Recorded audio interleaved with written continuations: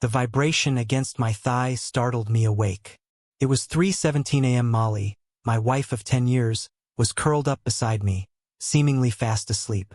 I fished my phone out from under the covers. It wasn't mine. It was hers. She must have rolled onto it. The notification glowed on the screen. "Can't wait to see you tomorrow, baby. Miss you so much. Zoko." My heart lurched, a cold dread seeping into my bones. It wasn't a message from her mother, her sister, or any of her friends. The casual intimacy, the baby, the kisses, it was an illicit whisper in the dark meant for someone else. My first instinct was to wake her, to confront her right then and there, but something held me back. A chilling calm settled over me. I needed to know more. Without thinking, my thumb typed to reply, "Tomorrow, what time should I expect you?" I slipped her phone back onto the nightstand and pretended to sleep, my heart hammering against my ribs. It felt like an eternity, but mere seconds later, her phone vibrated again. I could feel her stir beside me. She fumbled for the phone, the screen illuminating her face in the pre-dawn gloom. I watched through slitted eyes as she read the message. Her eyes widened, her breath hitched, and the phone clattered onto the hardwood floor. She bolted upright, her eyes darting to me. "Pooh, I, she stammered, her voice barely a whisper. I sat up, feigning grogginess. "What's wrong?" "Nothing," she said too quickly. "Just a bad dream." She scrambled out of bed, picked up her phone, and rushed into the bathroom, locking the door behind her. The confirmation slammed into me like a physical blow. My suspicions, which had been simmering beneath the surface for months, the late nights at work, the hushed phone calls, the vague excuses were all true. Molly was cheating on me. I lay there staring at the ceiling, the world as I knew it crumbling around me. We had built a life together, a home, a future, and now it was all tainted, poisoned by her betrayal. The bathroom door finally clicked open. She emerged, pale and trembling, her eyes red-rimmed. She didn't meet my gaze. "How? We need to talk," she began, her voice choked with emotion. "I think we do," I replied, my voice chillingly calm. "Who is he?" The blood drained from her face. She tried to speak, but no words came out. The silence stretched thick with unspoken accusations and shattered trust. Finally, she whispered a name. "David. He's a colleague. David, the new project manager, the charming, charismatic one who always seemed to be lingering a little too close to Molly at company events." It all clicked into place. Over the next agonizing hour, the sordid details spilled out. The stolen glances, the late-night dinners disguised as work meetings, the clandestine weekend getaways.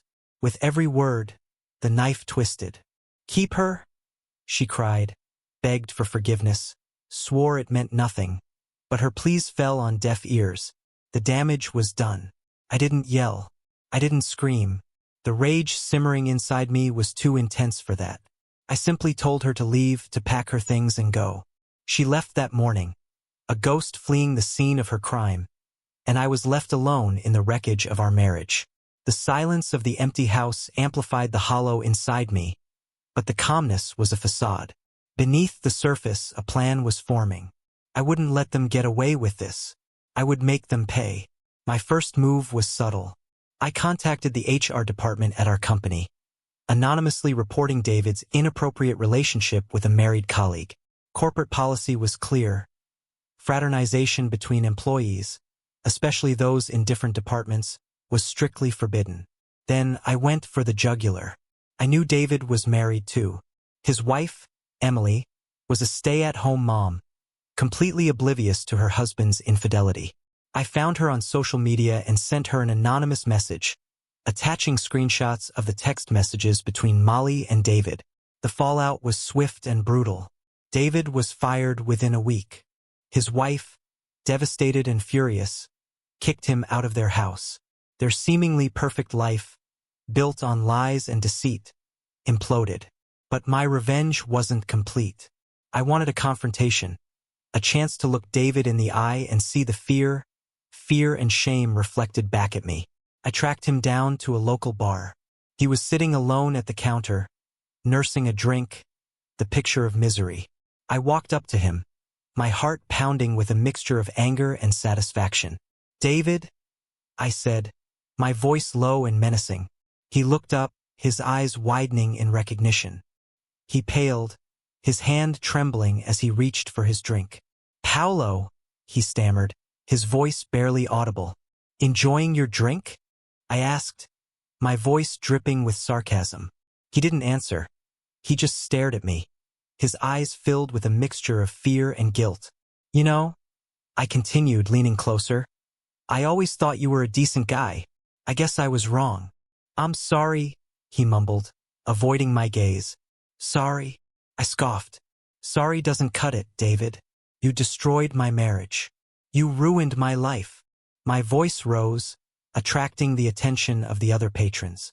David shrank back in his seat, his face flushed with shame.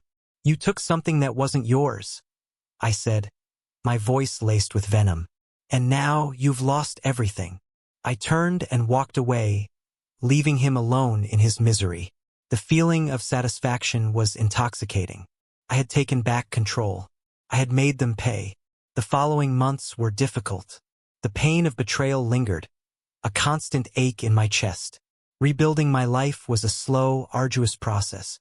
I started seeing a therapist, focusing on my work, reconnecting with old friends. It wasn't easy, but I was determined to move on. One day, several months later, I received a message from Molly. She apologized again, expressing her deep regret for what she had done. She said she had hit rock bottom, losing her job, her husband, her home. She was starting over, trying to rebuild her life. I didn't reply. I didn't know what to say. Part of me still harbored anger and resentment, but another part, a smaller, more compassionate part, felt a pang of sadness for her.